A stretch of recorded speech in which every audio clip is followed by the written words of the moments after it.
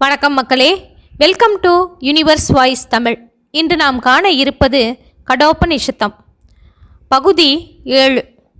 நசிகேதன் யமதர்மராஜரை பார்த்து, பரமகுருவே, ஆத்மஸ்வரூபத்தை பற்றி இன்னும் விளக்கமாக சொல்ல வேண்டும் என்று கேட்டுக்கொண்டார்.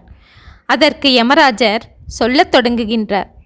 காண்பதற்கு அரியதும் அனைத்திலும் ஊடுருவி நிற்கும் மறைபொருளும் புத்தியினுள் நிலை பெற்று நிற்பதும் உடல் தோறும் வியாபித்திருப்பதும் பழமையான பொருளுமாகிய அந்த திவ்யமான தேஜோமயத்தை அத்தியாத்ம யோகத்தால் உணர்ந்து கொள்ள வேண்டும். அப்படி உணர்ந்தவன் இன்ப துன்ப கிளர்ச்சிகளை விட்டவனாகின்றான். அத்தியாத்ம யோகம் என்பது வெளி விஷயங்களிலிருந்து மனதை திருப்பி ஆத்மாவிடத்தில் செலுத்துவதுதான். அப்படி அனுஷ்டித்து ஆத்மாவின் உண்மை சொரூபத்தை தனக்குள் கண்ட பிறகு மகிழ்ச்சியும் துக்கமும் இரண்டும் அற்றுப்போகும். அதாவது இரண்டையும் புரிந்து கொண்டு அவற்றில் ஆழ்ந்து இருக்காது இருக்கும் நிலை ஏற்படும். பரம்பொருளுக்கு நன்மை ஏது, தீமை ஏது, நமது ஆசா பாசங்கள், சுக துக்கங்கள் இவைகளுக்கு மத்தியில் இருந்தாலும் அவற்றால் ஆத்மா தொடப்படுவது இல்லை. அங்கனம் உள்ள ஆத்மாவை காண்பதே மோட்சம்.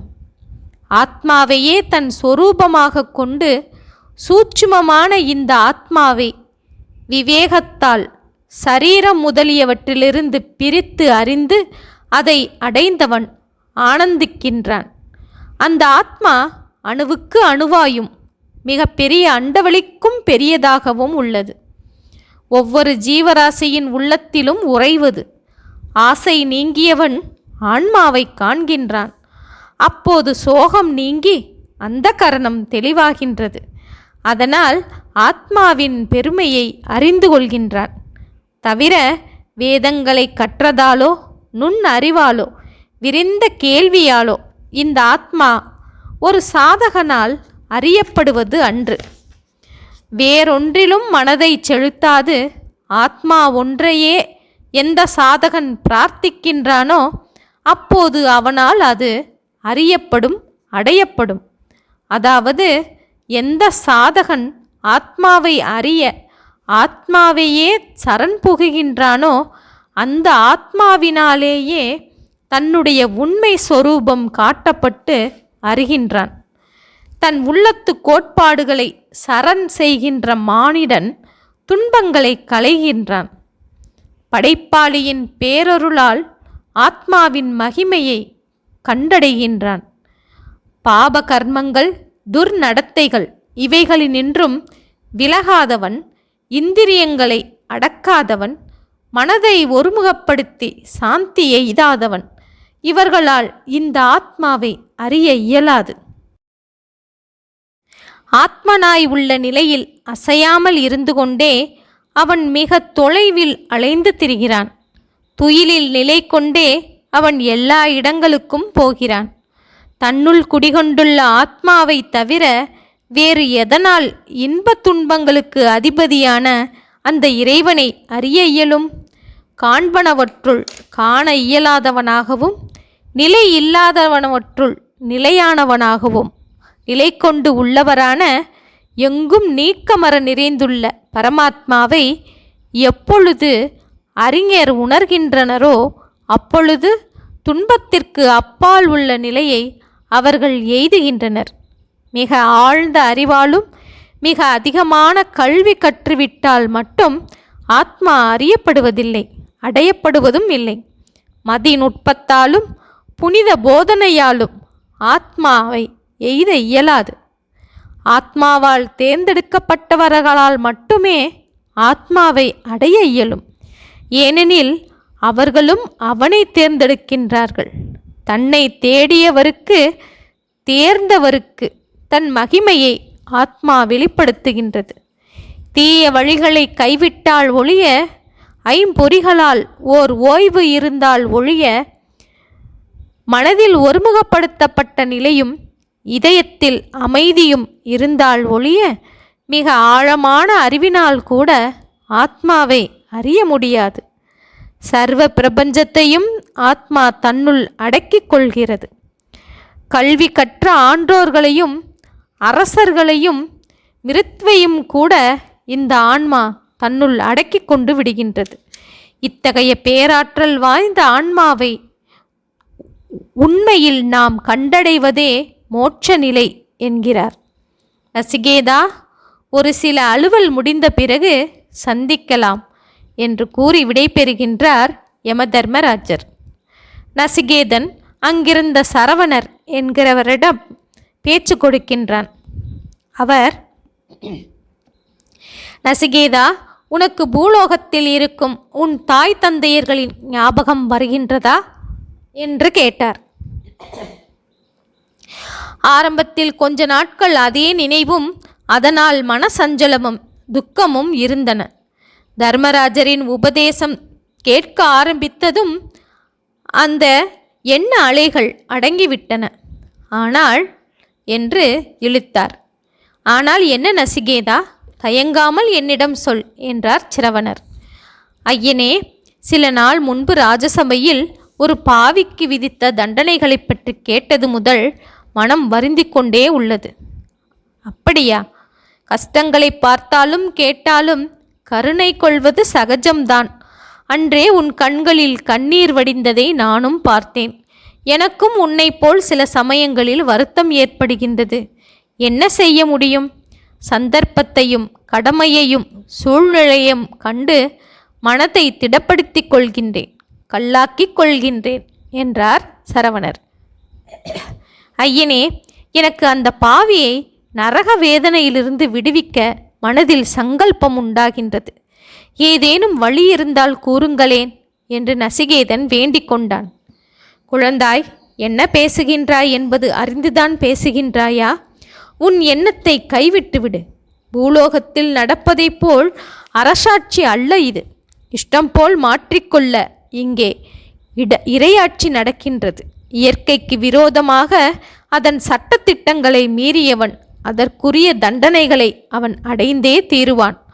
மனித ஜீவர்கள் மட்டுமல்ல, இங்கு யமதர்மராஜர்களும் கூட கட்டுப்பாட்டுக்கு அடங்கித்தான் நடக்கின்றார் என்று கூறி முடித்தார். நசிகேதன் பிடிவாதமாக சிரவணரின் பாதத்தில் நமஸ்கரித்து வேறு மார்க்கம் ஏதேனும் கூறி அருளுமாறு வேண்டுகின்றார். மனமிறங்கிய சிரவணர் நசிகேதனின் காதில் ரகசியமாய் ஏதோ சொல்கிறார். தேடிப்போன மூலிகை காலில் தட்டி கையில் கிட்டியது போல் எனது சங்கல்பத்திற்கு உபாயம் சொல்லி உதவினீர்கள். என் பாக்கியமே பாக்கியம் என்று அவரை பணிந்து தொழுதான் நசிகேதன். தூரத்தில் இருந்து இந்த நிகழ்வுகளை கண்ட பாசகஸ்தன் என்கிற யமதூதனுக்கு மனதில் நசிகேதன் மேல் வெறுப்பு ஏற்பட்டது. நமது லோகத்தில் ஒரு மானிட சிறுவனுக்கு இத்தனை மதிப்பா? இவனை விடக்கூடாது. வாய்ப்பு கிட்டினால் இவனை கும்பீகத்தில் அடைத்து விட வேண்டும் என்கிற எண்ணம் ஏற்பட்டது. அப்போது நமது அரசர் விரும்புகின்ற மானிடன் மேல் நமக்கு மட்டும் ஏன் இத்தனை வெறுப்பு உண்டாகின்றது என்று யோசித்தவாறே சென்று விட்டான். மறுநாள் நசிகேதன் யமதர்மராஜரை அவரது அறையில் சந்தித்து வணக்கம் தெரிவித்தான்.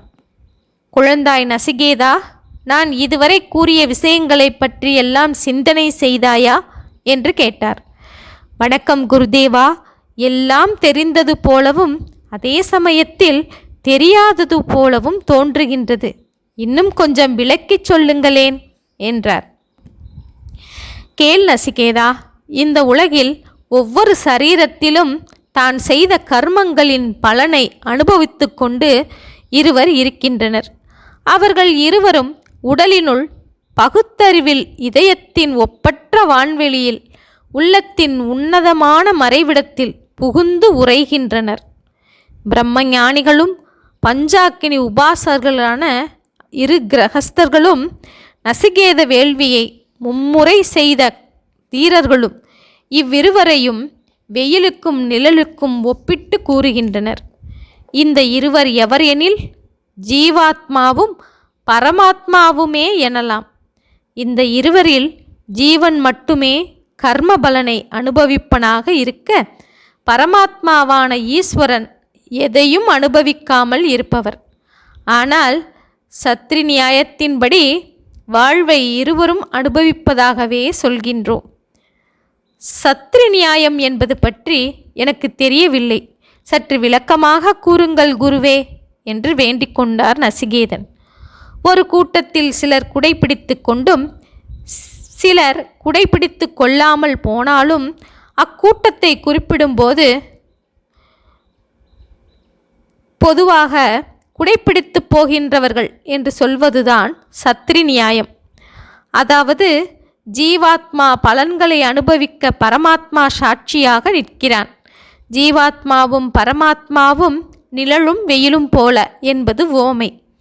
உண்மையில் வெயில் வேறு நிழல் வேறு அல்ல. வெயில் என்பது ஒளிப்பொருள். அந்த ஒளிக்கு ஏற்படும் குறைக்கு நிழல் என்று பெயர். வெயிலுக்கு ஏற்பட்ட தடையே நிழலை உண்டாக்குகின்றது. வெயில் எனப்படும் பரமாத்மாவுக்கு வடிவம் இல்லை, நிழலுக்கு வடிவம் உண்டு. அதாவது ஜீவாத்மாவுக்கு சரீரம் இருப்பது போல. தடையாக உள்ள சரீரம் நீங்கியவுடன் வெயிலும் நிழலும் ஒன்றாகிவிடும். அதுபோல் அஞ்ஞானம் விலகியவுடன் பரமாத்மாவும் ஜீவாத்மாவும் ஒன்றாகிவிடும். இதுவே ஜீவ பிரம்ம ஐக்கியத்தின் ரத்தின சுருக்கம் என்று சொன்னார் யமதர்மராஜர். அதன் பிறகு நசிகேதன் சற்று யோசித்தவாறே இருந்தான். ஓகே மக்களே, இதன் தொடர்ச்சியை அடுத்த காணொளியில் காணலாம்.